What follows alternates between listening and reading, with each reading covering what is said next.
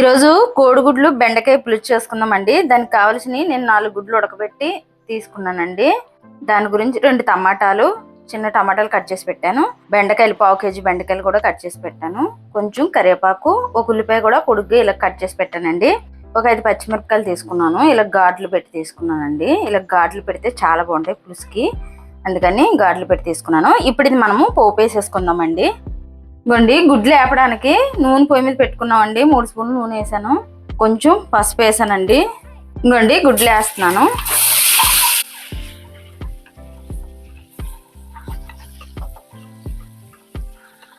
ఈ గుడ్లు కొంచెం కలర్ వచ్చేలాగా వేపుకోవాలండి. ఇవ్వండి, గుడ్లు వేగిపోయి తీసేసుకుందాం. ఇవ్వండి, కొంచెం మెంతులు వేస్తున్నానండి. ఏ పులుసులో అయినా సరే కానీ మెంతులు వేసుకుంటే మాత్రం చాలా బాగుంటుందండి టేస్ట్ అయితే. కొంచెం ఆవాలు, కొంచెం జీలకర్ర కూడా వేస్తున్నాను. మెంతులు చాలా మంచిది హెల్త్కి కూడా. వేసుకుంటే పులుసులు కూడా చాలా టేస్ట్గా ఉంటాయండి, చాలా బాగుంటాయి. ఇప్పుడు ఉల్లిపాయ ముక్కలు కూడా వేసేస్తున్నానండి. అలాగే పచ్చిమిరపకాయలు 5 పచ్చిమిరపకాయలు తీసుకున్నాం కదా, అది కూడా వేసేసాను. కొంచెం కరివేపాకు, అది కూడా వేసేసాను.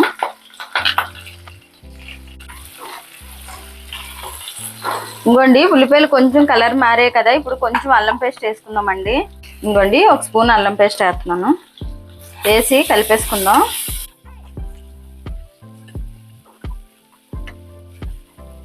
ఇంకోండి, అల్లం పేస్ట్ వేగిపోయింది కదా, టమాటాలు కూడా వేసేసుకుందాం. ఈ టమాటాలు కూడా వేసుకొని కలిపేసుకుందామండి. ఇంకోండి, రుచికి సరిపడిన ఉప్పు కూడా వేసేస్తున్నాను. అలాగే కొంచెం పసుపు కూడా వేస్తున్నానండి. వేసి కలిపేసుకొని ఒక 2 నిమిషాలు మూత పెడదామండి, టమాటా మగ్గి వరకు. ఇంకోండి, టమాటా కొంచెం మెత్తగా అయింది కదా, ఇప్పుడు బెండకాయ ముక్కలు కూడా మనం వేసేసుకుందాం. ఇంకోండి, చూడండి ఎంత మెత్తగా అయిపోయిందో. ఇప్పుడు ఈ బెండకాయ ముక్కలు కూడా వేసేసి కలుపుకొని ఒక 2 నిమిషాలు ఉంచుకుందామండి.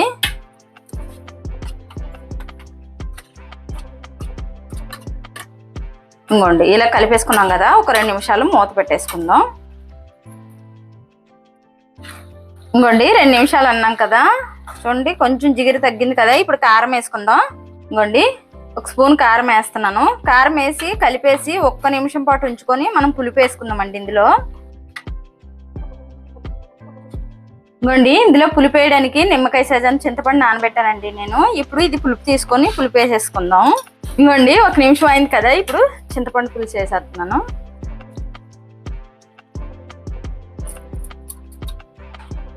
వేసుకొని ఇలా కలుపుకోవాలండి. ఇంకా కొంచెం పులుపు వేద్దాము. ఇంకోండి, పులుపు మొత్తం వేసేసుకున్నాం కదా, ఒక 5 నిమిషాలు మరగాలండి. ఒక 5 నిమిషాలు మరిగాక ఇప్పుడు గుడ్లు ఇందులో వేసుకుందాము.